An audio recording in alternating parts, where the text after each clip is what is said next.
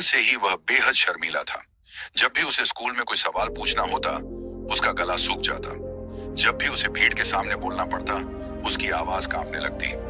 यह कहानी उनके लिए है जो बहुत शर्माते हैं और डरते हैं। यह इस कहानी को पूरा जरूर देखें, शर्म और डर। एक प्रेरणादायक कहानी, अंधेरे का सामना।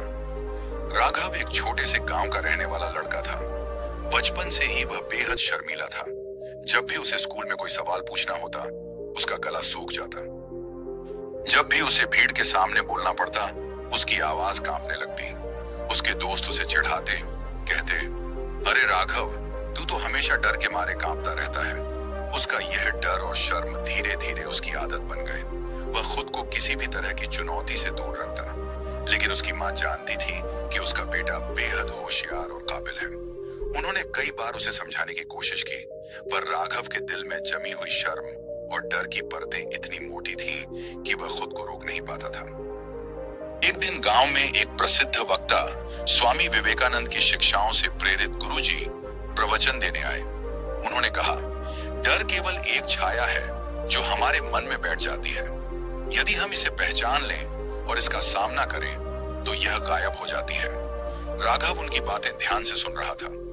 उसके मन में एक सवाल उठा, लेकिन वह उठकर पूछने की हिम्मत नहीं जुटा पाया। प्रवचन के बाद उसकी मां ने गुरुजी से मिलवाया और राघव के डर के बारे में बताया।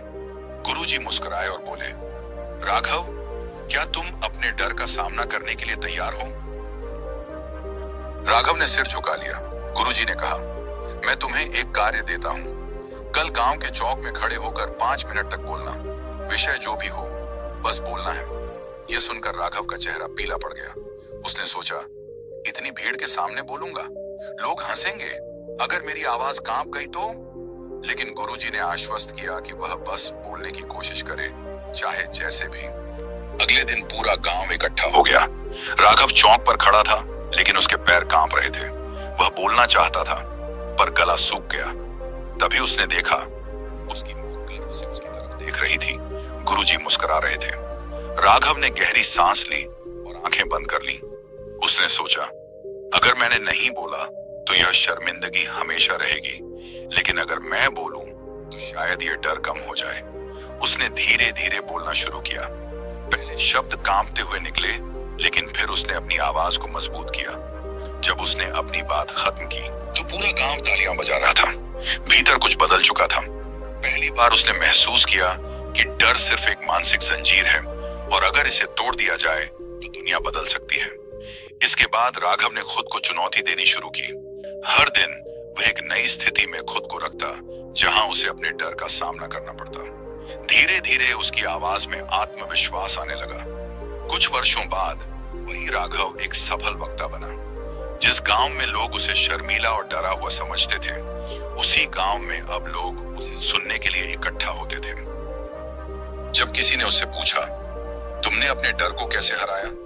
राघव ने मुस्कुराकर कहा, डर और शर्म हमेशा रहेंगे, लेकिन जब हम उन्हें स्वीकार कर लेते हैं और आगे बढ़ते हैं, तो वे हमारी ताकत बन जाते हैं। 1. डर एक भ्रम है। इसका सामना करने से ही यह खत्म होता है। 2. शर्म कोई कमजोरी नहीं। अगर सही तरीके से इस्तेमाल किया जाए तो यह आत्म सुधार का जरिया बन सकती है। 3. पहला कदम सबसे मुश्किल होता है, लेकिन एक बार बढ़ा दिया तो रास्ता आसान हो जाता है। 4. आत्मविश्वास अभ्यास से आता है। हर दिन खुद को एक नई चुनौती दो। अगर कहानी पसंद आई हो तो लाइक करें, सब्सक्राइब करें और वॉचिंग फ्रेंड्स।